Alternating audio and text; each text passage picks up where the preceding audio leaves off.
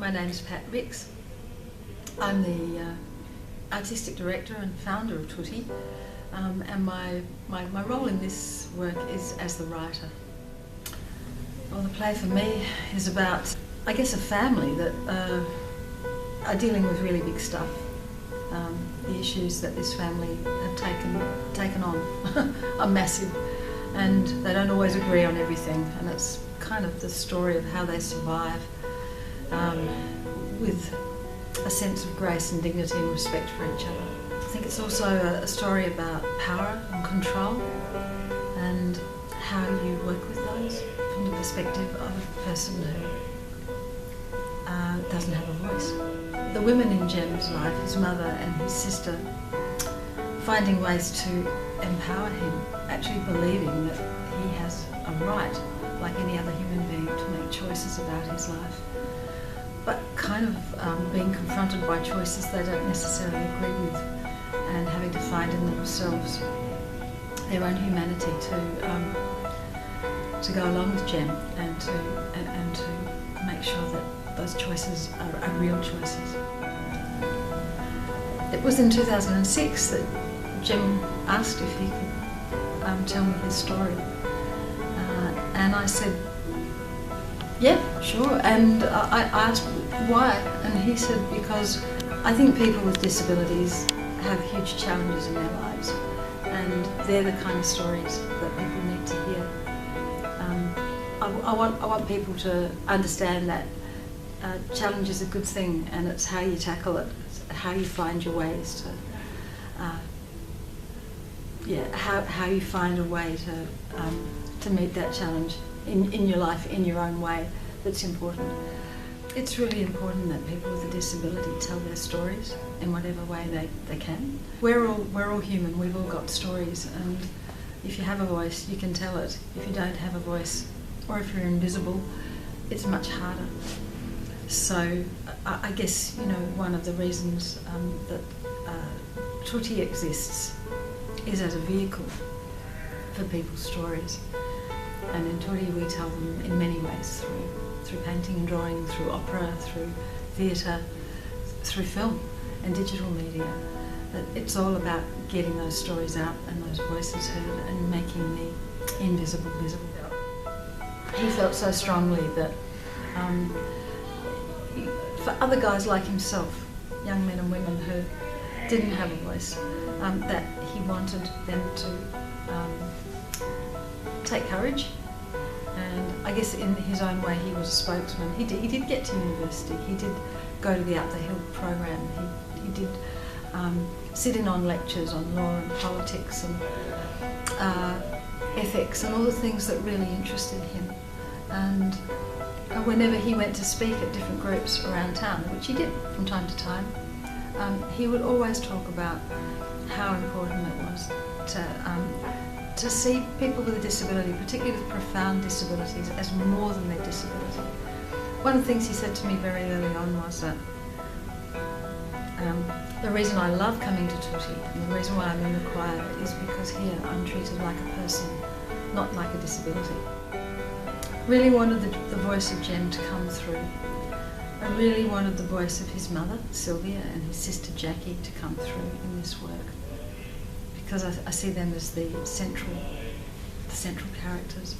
The other really important voice in the work is the voice of Possum, who's Jackie's son, who was a friend to Jem, and as a young man struggling with his own demons, he and Jem had, I think, a really special bond. And it was probably the only real male relationship that Jem ever had. It's very important because all of those things that Jem loved, like self-determination, risk, adventure, freedom, they're all so bound up with being young and male, and I think that relationship is central to the work. I think Jem was faced in his life with three really major decisions, and it was how he tackled them that impressed me. The first one was when he was 12, when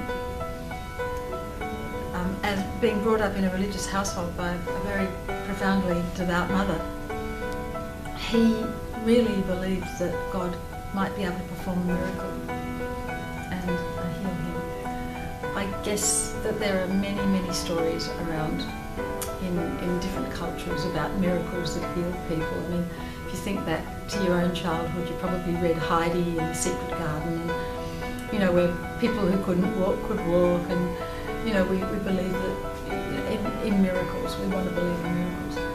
And so he got himself baptised. And I think he could go along with that for a while.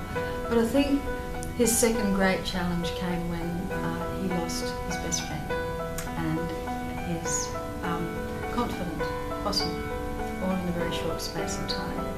And for the first time, he began to challenge that his belief in God, his own belief in God.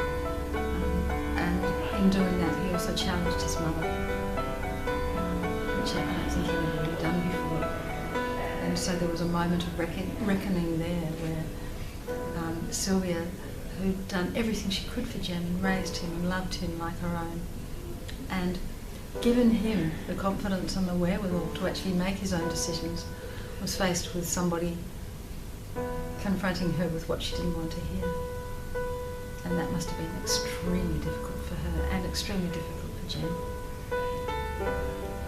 I think his third greatest challenge was when he was faced with the fact that his body was breaking down, and he chose to live with Jackie, who'd already experienced terrible grief at losing a son. And in that third challenge, which they both faced together, it was a challenge of deciding that your life is over, and how you deal with that and how you face that. I think for me the hardest thing has been going from Jem's story, which was what I had to work with back in 2006, and it's such a powerful story told through Jem's eyes, and then not having him around to consult. Although I felt he's been just behind my shoulder a lot of the writing process, realising that there was a much deeper story that needed to be told than Jem's, or that his story was really fascinating and compelling, but that there were many, I guess, different voices in that story. And so I guess my job as a writer was to recognise that and to find a way of bringing those voices together to tell that story, rather than just through the eyes of one person. I think it's a show for everyone. I think from the perspective of somebody with a disability and the way in which our society views disability, which is by and large, you know, it's a deficit, you know, it's an imperfection, etc. My work with Tuti over the last 17 years has led me to a point where I don't see disability anymore. You know, in Tuti we work together as human beings. We're about making art. We make it in the best way possible, and we recognise talent and put the best person in those roles. So, you know, we're sort of working, I guess, from the point of view of ability. I guess when people come to see this, that's what I want them to be immersed in this work in the way that I guess Jem wanted them to be immersed, that they're so into the story they don't even notice after a while that the main actor is in a wheelchair and can't speak, or that other actors have disabilities, simply because they are so engaged by the characters and the story. People with a disability are not the other. You know, we are all human beings, and we have to find a way of working together to empower each other, to go forward, to inch forward in our search for being human, in our search for being good people and making a good society, one that works for everybody. So I guess in a sense, you know, Tuti, this show, all of the people in the disability sector who make work like this, many companies, are all doing their bit.